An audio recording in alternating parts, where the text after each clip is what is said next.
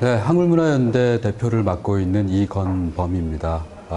한글문화연대를 뭐 잘 아실지 모르실지는 모르겠는데, 올해부터, 올해 10월 9일 한글날부터 이제 한글날이 다시 공휴일이 됐죠. 작년 연말에 한글날이 공휴일로 확정이 됐습니다. 올해부터는 이제 한글날 놀게 되는데, 공휴일이 된 거죠. 그 운동을 가장 앞장서서 한 단체가 한글문화연대라고 생각하시면 될 것 같습니다. 이 대목에서 박수 한번 주십시오. 제가 이 시민운동을 하고는 있지만 참 조심스러워요. 왜냐하면 우리나라에 또 교육 문제가 그렇죠. 교육 문제가 교육 안 받아본 사람 없고 또 애 안 낳아본 사람 여기는 뭐 많이 계시겠지만 뭐 다 그러니까 교육 문제는 뭐 국민 전체가 다 그 전문가다라고 스스로 얘기하는 것처럼 말 문제도 언어에 관련된 문제도 사람들의 생각이 아직 우리 사회에서는 이렇게 좀 정립이 안 돼 있는 것 같습니다.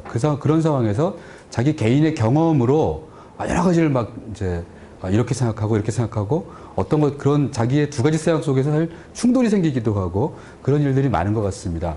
그리고 말 얘기를 이제 언어에 관련된 이야기를 꺼낼 때 좀 나누어서 생각할 것들이 상당히 많은데 막 이렇게 두루뭉실하게 묶어서 생각하는 경향도 굉장히 강합니다. 예를 들면 공공언어, 그러니까 정부라든지 또 정치가 이런 또 공공과 관련된 공공의 영역과 관련된 그런 언어들이 있죠. 방송 언어도 마찬가지고 이런 언어와 개인의 사적인 언어, 여러분들끼리 뭐 다방에 앉아서 또는 뭐 밥집에서 이렇게 같이 얘기하는 그런 언어 이런 것을 구분하지 않고 이야기하는 경우도 많고 또 그 다음에 제가 최근에 겪은 일이지만 그 한자를 알아야 되냐 몰라야 되냐 뭐 가르쳐야 되냐 말아야 되냐 뭐 이런 얘기를 할 때도 아주 일반론으로 얘기하는 경우가 참 많습니다. 잠시만요. 보라원이 들어가실게요.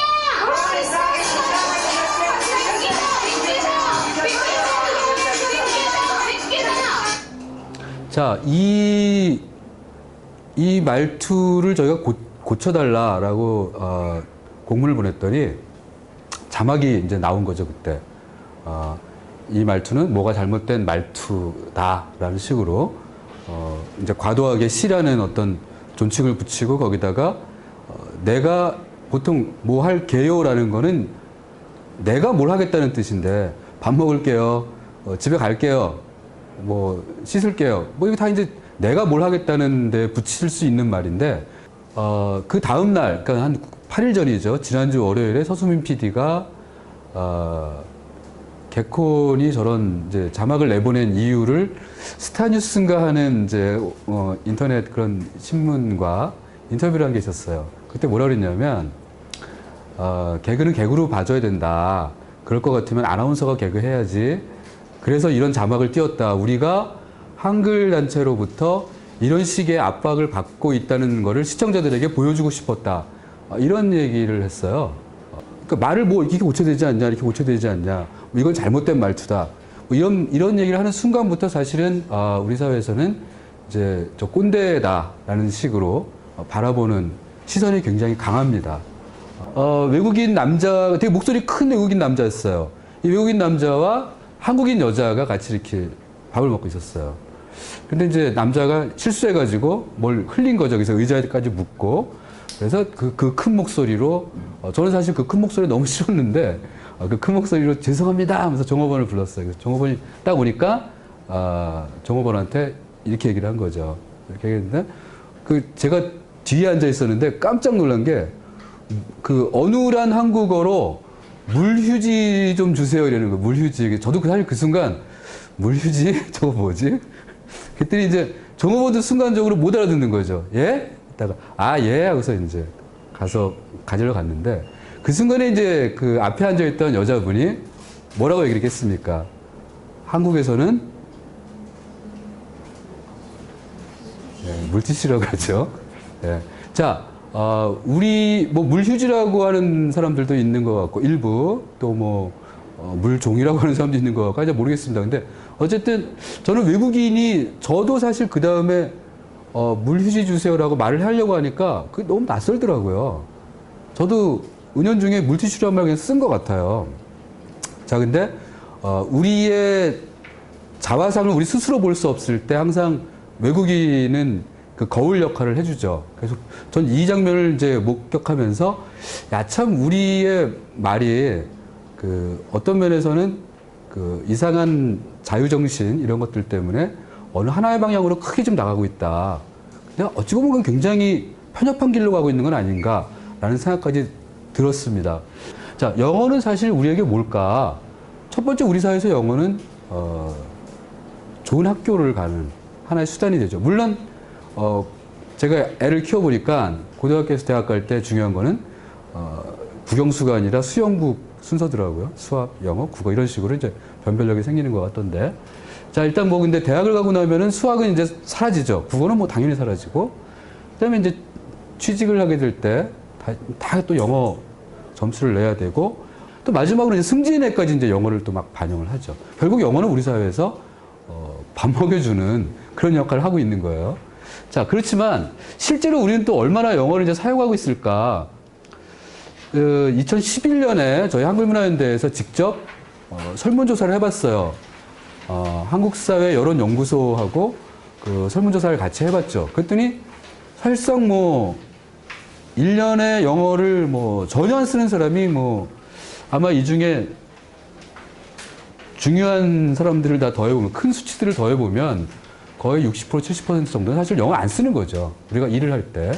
자, 이런 어떤 그 와중에 이제 외환위기가 터지고 났으니까 그 다음에 이제 안정된 직장을 갖고 있는 사람들, 아까 제가 말씀드렸던 학자, 공무원, 대기업 여기 계신 분들이 상당히 영어를 갔다 와서 영어를 많이 쓰게 되고 외국과의 교역에서 더 많은 일을 하게 되니까 자꾸 영어를 낱말로 사용하게 되고 쪼가리 영어를 자꾸 쓰게 되고 이러다 보니까 이제 영어는 뭔가 신분에서 상류를 뜻하는 것으로 확실히 이제 굳어지기 시작한 거죠.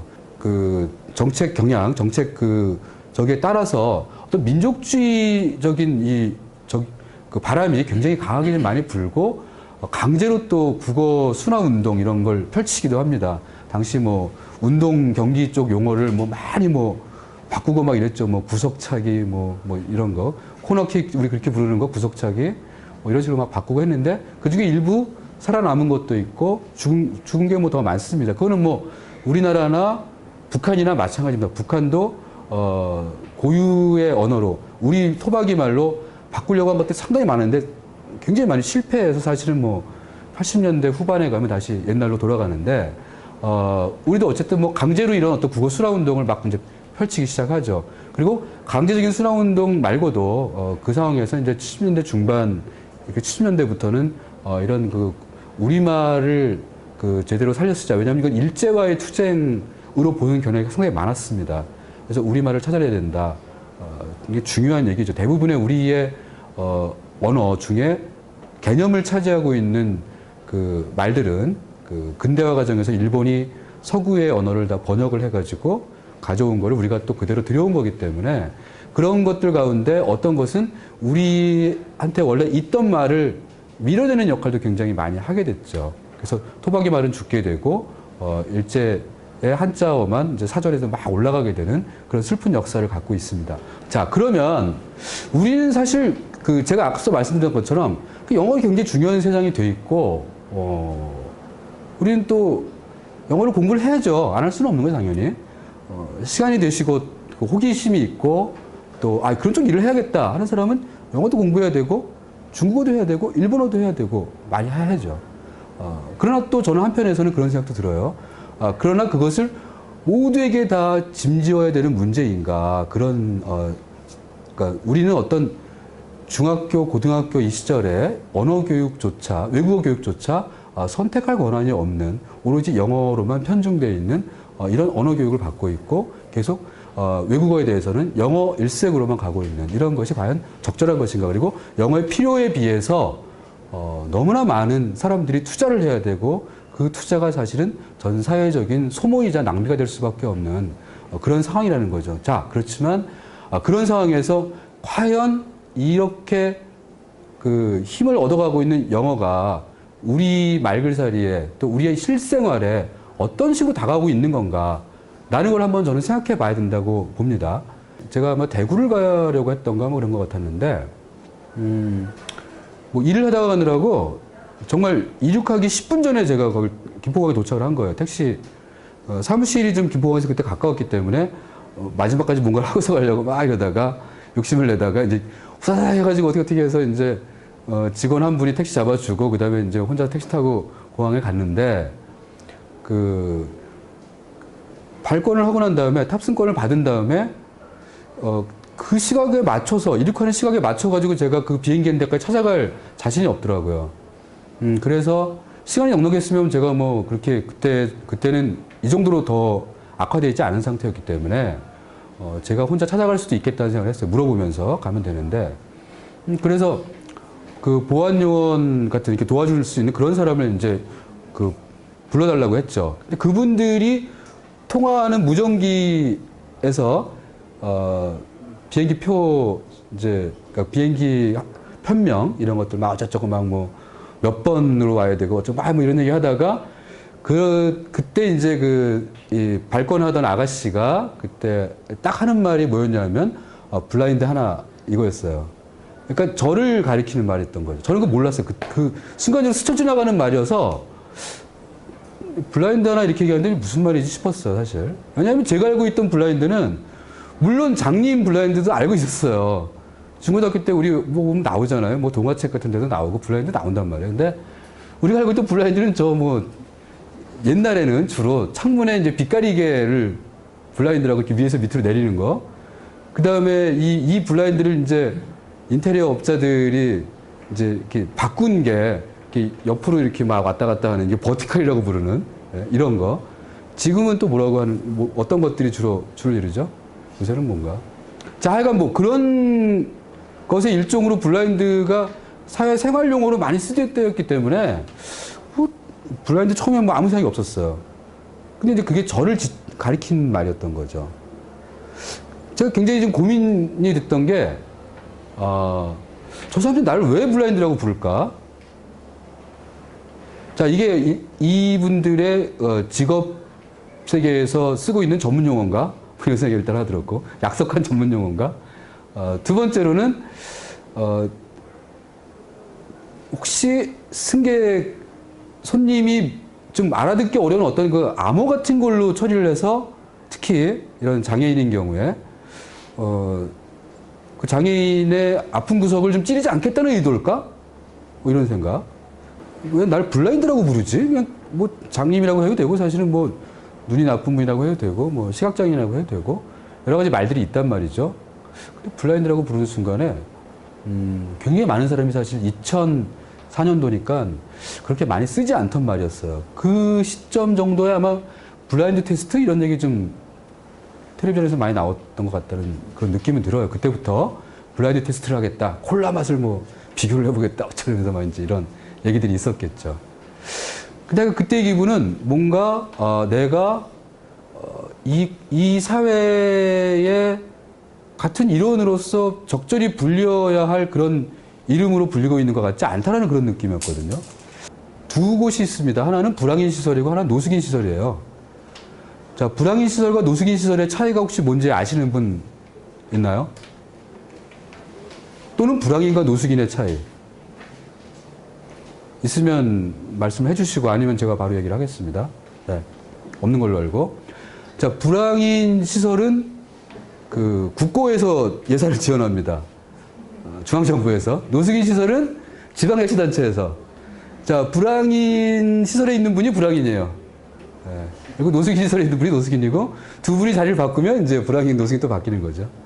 자, 이런 관계로 2009년에 보건복지부에서 그때는 보건복지 가족부였던 거라고 저희 기억을 하는데 보건복지부에서 불황인 시설과 노숙인 시설을 통합을 하려고 했어요. 그리고 그 예산 체계를 통합하려고 했어요. 근데 그러다 보니까 어떤 문제에 부닥쳤냐면 용어를 뭔가 하나로 통일을 해야 될 것 같은데 불황인 시설 관련 단체, 노숙인 시설 관련 단체 서로 막 싸우면서 상대방 이름으로는 통합할 수 없다. 불황인 시설에서는 노숙인이라는 이름으로는 안 된다. 노숙인 시설에서는 불황인이라면 절대 안 된다. 너무 불량해 이름 자체가 이러면서 이제 막 반대하는. 결국 보건복지부에서 그때 선택한 명칭이 홈리스였어요. 홈리스. 자, 그렇지만 홈리스란 말이 그렇게 낯익은 말일까, 우리나라 사람들에게. 그리고 홈리스를 알고 나면 사실 왜 이걸 하려고 하냐 물어보면은, 그러니까 남 빼고 님비 현상이라고 흔히 부르죠. 나 님마의 백야드 님비, 난 안 돼. 나 말고 니네들끼리 알고 하여간 다 좋은데 우리 집에서는 안 돼. 뭐 이런 얘기잖아요. 자, 그러니까 기피 시설이라는 거죠. 혐오 시설, 뭐 불황 시설 이런 게, 뭐 노숙 시설 이런 게. 그러니까 이름 바꿔서 이제 모르게 위장을 하려고 하는 거죠. 예를 들면 여러분이 가끔 이렇게 돌아다니 보면 뭐 데이케어 센터 이런 거 있어요. 데이케어 센터가 뭐겠습니까? 예, 어르신들, 노인분들 오셔서 같이 이렇게 하루 놀고 가시는 이런 데인데, 이제 시설을 못 만들게 하는 거죠. 그 주민들이. 그러니까 이름을 이제 위장을 하는 식으로. 이거는 이제 저희가 내가 만드는 복지국가라는 시민단체에서 의사협회, 이촌동에 있는 의사협회 앞에 가서 이 의사들이 포괄수가제 도입을 반대를 했고, 저희는 포괄수가제를 도입해야 된다고 찬성하면서 의사협회를 이제 비판하는 그런 기자회견을 열던 장면입니다. 자, 여기 계신 분 중에 포괄수가제가 무슨 뜻인지 아는 분 계세요? 저도 포괄수가제가 뭔지 몰라서 제 옆사람한테 물어봤거든요. 근데 포괄수가제가 정확하게 뭐야? 그랬더니 한마디로 의료비 정찰제야, 이렇게 하는 거예요. 그러니까 어느 병원 가나 이 병의 진료에 대해서는 같은 금액을 받는다. 그러니까 우리가 그냥 쉽게 생각할 수 있는 말은 의료비 정찰제죠. 예, 이거는 이제 우리나라 지자체들이, 지방자치체들의 자기 구호들이 있어요, 구호. 그 구호 중에서 가장 제가 보기에 아주 대단하다, 1등이다라고 생각하는 게 이 서천군의 어메니티 서천입니다. 어메니티 서천. 자, 어메니티가 혹시 무슨 뜻인지 아는 분? 그냥 낱말뜻, 그냥 사전적 낱말뜻. 어메니티. 예. 뭐 저도 맨 처음에 보고서 몰랐어요. 어메니티 무슨 뜻인지. 자, 이런 말들에 우리가 부딪히기 시작했을 때 너무 힘들다는 겁니다. 내가 여기다가 부딪혔구나. 그럼 내가 이 공동체로부터, 이 사회로부터 배제당하지 않으려면 나 영어 공부해야 되는 거구나. 시달리는 거죠, 그때부터. 영어 공부해야 돼요. 그래서 어쩔 수 없이 해야 되고, 안 하면 바보 되는 거고, 그러니까 우리말은 중요하지 않은 거고, 소통할 때 영어 더 많이 쓰는 놈 보면은, 저놈이 나보다 영어를 더 많이 하네. 저놈은 역시 부자야. 저놈은 상류 계층 놈이야. 쟤 학력도 되게 좋을 거야. 뭐 이런 식으로. 여러분들이 지레짐작을 하죠. 그래서 영어를 잘 쓰면 사실 사기치기도 되게 쉬운 거죠, 그래서. 되게 좀 가난한 집에서 태어나셨어요. 12살까지 글자를 못 깨우치고 문맹이었다가, 야학을 하면서 이제 글자를 깨우치신 분입니다. 자, 그러다가 그 글자를 알게 되고, 그러면서 뭔가 그 글자를 깨우쳐준 사람들의 도움을 좀 받았겠죠. 그러면서 이제 그분들과 함께 자기와 같은 사람들을 문맹으로부터 그 빛을 보게 하기 위한 여러 가지 일들을 하십니다. 그리고 그러다 보니까 또 어려운 영어, 낱말들을 잘 모르는 고급 영어, 귀족 영어, 정치적인 수사 영어, 이런 말을 잘 모르는 분들은 신문을 읽기도 되게 어려운 거예요. 그래서 이분이 글을 그렇게 많이 알지 못하는 사람도 볼 수 있는 지역 신문을 만들고, 그 신문이 굉장히 유명해지면서 많은 사람들이 이분께 찾아오기도 하고, 이분이 그 나중에는 이제 소비자 보호 그 협회 같은 그 국가위원회 같은 데 가서 이 말을 갖다가 그 사람들이 알아먹기 쉬운 말로 바꾸는 그런 작업을 합니다. 자, 누구나 다 쉬운 영어를 사용해야 되냐? 그런 얘기를 한 건 아닙니다. 자, 공공 언어에서는 쉬운 영어를 사용해야 된다. 이런 얘기를 하게 되죠. 자, 그러면 제가 아까 영국 얘기를 말씀드렸는데, 이것은 하나의 어떤 흐름이라고 보셔야 돼요, 근데. 우리 영국만 이렇게 했던 게 아니라, 영국은 1979년에 민간에서 이렇게 시작해가지고, 크리스 메이어가 플레인 잉글리시 캠페인이라는 시민단체를 만들어서 정부를 설득하고 계속 그러면서 정부가 법률을 다 바꿔나가고, 그 다음에 결국 나중에는 금융, 보험, 이런 데서의 모든 그 이해하기 어려웠던 약관, 이런 것들 다 바꾸는 거죠. 보험 약관 보시면은 여러분들 제대로 이해할 수 있는 분이 몇 분이나 계시겠어요. 자, 그런 말을 다 이해할 수 있는 쉬운 말로 바꾸는 거예요. 플레인 잉글리시 캠페인에서. 민간에서 그런 일을 같이 이제 하니까 그렇게 된 거고, 자, 저는 근데 이런 게 단순히 그냥 우리가 그냥 아무 근거 없는 얘기인가? 그렇지 않다는 거죠.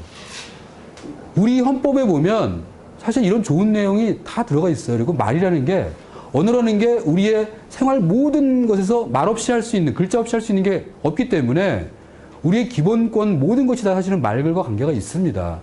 자, 헌법 구조에서는 기본적으로 대한민국의 국가의 책무를 규정하죠. 민족문화를 계승 발전시켜야 할 걸 규정하는데, 민족문화 계승 발전의 핵심은 뭐겠습니까? 우리 말글이죠. 제일 중요한 거죠. 정체성에서. 종교보다 어떤 나라에서는 언어가 더 중요한 거죠. 자, 언어와 종교가 굉장히 큰 역할을 하고 있는데, 종교보다 사실 더 중요한 나라죠. 우리나라는 언어가. 자, 나머지 한번 생각해 봅시다. 국민의 알 권리. 자, 알 권리를 뭘로 보장을 하겠습니까? 접근 경로만 가지고 되는 게 아니죠. 정보가 공개된다고 해서, 자, 표현의 자유와 행복 추구권 이런 관점에서 정보를 공개를 해라. 우리도 할 말 하겠다. 정보 공개만 되면 뭐 하겠습니까? 그 말 우리가 못 알아듣겠다. 그러니까 정보를 쉽게 써야 되는 거죠, 그 사람들이. 우리가 알아들을 수 있게. 적어도 우리나라에서도 중등교육을 마친 사람, 대략 한 80% 넘게 중등교육을 하니까, 받으니까, 그런 사람은 반드시 알아들어야 된다. 또는 중학교까지가 의무교육이니까, 중학교를 졸업한 사람이라면 알아들을 수 있는 그런 말로 공문서를 사용해야 된다. 공공언어를 사용해야 된다. 이런 요구를 우리 할 수 있는 거죠. 그리고 마찬가지로 평등권 당연히 생각할 수 있겠죠. 학력 차별 때문에 특히 또 영어 양극화 현상을 생각을 해본다면 당연히 이건 평등권에도 위반되는 형태입니다. 저는 개인의 사적인 언어 생활을 지금 말씀드리는 게 아니에요. 공공언어를 지금 말씀드리고 있는 겁니다. 자, 그 다음에 노동할 수 있는 권리. 근로계약서가 내가 모르는 말로 쓰여 있다. 노동자 입장에서 나중에 계약서, 그 다음에 단체 협약, 이거 모르는 말이야. 나중에 이제 이게 법정 갔는데, 그냥 모르던 말이어가지고 나중에 영어를 하면서 변호사 써봤자 소용없는 이런 상황이 돼서는 안 되는 거죠. 노동할 권리 자체를 원천적으로 가로막을 수 있는 그런 요소가 되는 겁니다. 소비자의 권리도 마찬가지예요. 약품, 식품, 이런 데서 안전, 위생, 이런 모든 문제들은 사실 알아들을 수 있는 말로 쓰여져야 된다는 겁니다. 이런 각종의 권리들이 사실은 헌법의 기본권으로 보장이 되어 있는 건데, 이 부분 다 말과 글과 일정한 관계를 갖고 있는 거고, 특히 공공에서 사용하고 있는 언어와 아주 밀접한 관계를 갖고 있다는 겁니다. 자, 가시마 가로막 요소들 제가 아까 말씀드렸죠. 이건 영어가 제일 클 테고요. 영어식 문투 되게 많습니다. 사실 그리고 뭘 지시하고 있는지 모를 때 되게 많아요. 쉬운 영어식 문법이 한국어로 그 직역을 막 했을 때, 그리고 교수님들이 대부분 미국 가서 공부하고 온 교수님들이 주로 그런 식으로 글을 씁니다. 이가 도대체 이가 어느 걸 지칭하고 있을까? 도무지 이해하기 어려운 그런 경우를 전 굉장히 많이 보고 있는데, 일단 일본식 한자 투가 그런 것들 되게 많고, 그다음에 이제 어려운 문장들도 되게 많죠. 이런 것들 하니까 어쨌든 우리 쉬운 말이 좀 가로막고 있는 요소입니다. 이런 것을 제가 아까 말씀드렸던 것처럼 누군가는 분명히 국가기관에서는 연구를 해야 되겠죠. 중학교 졸업한 사람들, 우리나라에 이들의 문해율, 그러니까 문장을 해독하는 능력, 단순히 글자를 읽는 능력이 아니라 문장을 해독하는 능력들을 측정을 해가지고 공공문서는 그런 정도의 선에서 이해할 수 있게끔 만들어야 된다라는 어떤 그런 연구를 좀 해야 되는데, 우리나라에 아직 그런 말과 글이 소중하다라는 것에 대해서 한글은 소중한 것이요, 세계 최고의 문자요, 이런 말들은 많이 하지만 실제로 연구는 거의 안 하고 있는 그런 상황입니다. 안타깝습니다. 전 이런 거라고 생각이 들어요, 진짜로. 왜 커피 나오셨습니다 그럴까? 아무리 고민해봐도 그래, 커피 값이 시급보다 더 비싸구나. 그래서 그렇구나. 도저히 해석이 안 돼요, 저건. 왜 저럴까? 자, 이제 1990년대 중반부터 이제 손님은 왕이다.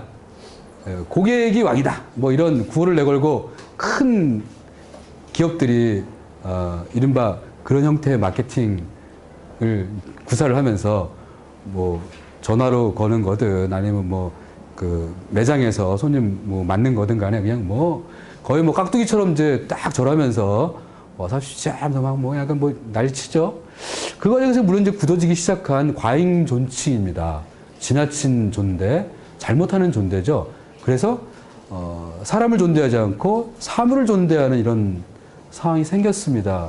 자, 이 말이 이 말이 결국은 또 아까 제가 말씀드렸던 언어 공동체를 슬슬슬슬 와해시키면서 아까 제가 말씀드렸던 하실게요, 가실게요 함께 막 섞이면서 잘못된 존칭, 존대어, 경어, 높임말 이것이 또 우리의 사적인 언어 생활에서 사람들 사이의 예의를 또 이제 무너뜨리는 그런 상황까지 가고 있습니다. 그 예의가 결국은 인간에 대한 존중, 사람에 대한 존중을 무너뜨리고 있다는 거죠. 사실 한글이라는 거에 대한 오해가 되게 좀 있죠. 한글은 사실 글자 이 글자를 뜻하는 거예요. 글자 기호, 기억, 니은 이 한글이죠. 예. 근데 또 이게 한글 학회라든지 한글 맞춤법 통일이라 이런 말 때문에 우리 말글 전체를 통칭하는 식으로 오해가 좀 되고 있습니다. 자, 그런 상황에서 또 저 말을 또 안 쓸 수도 없는 그런 아픔이 좀 있긴 한데, 그래서 저희 단체 이름도 한글문화연대가 돼버렸는데, 어쨌든 한글은 인권이고 또 한글은 문화다, 이런 측면에서 말과 글의 소중함을 인권 차원에서 한 번 더 생각해 주시기를 바라는 마음으로 강의 마치겠습니다. 네, 고맙습니다. 이 글씨는 저희 신영복 선생님께서 써주셨습니다.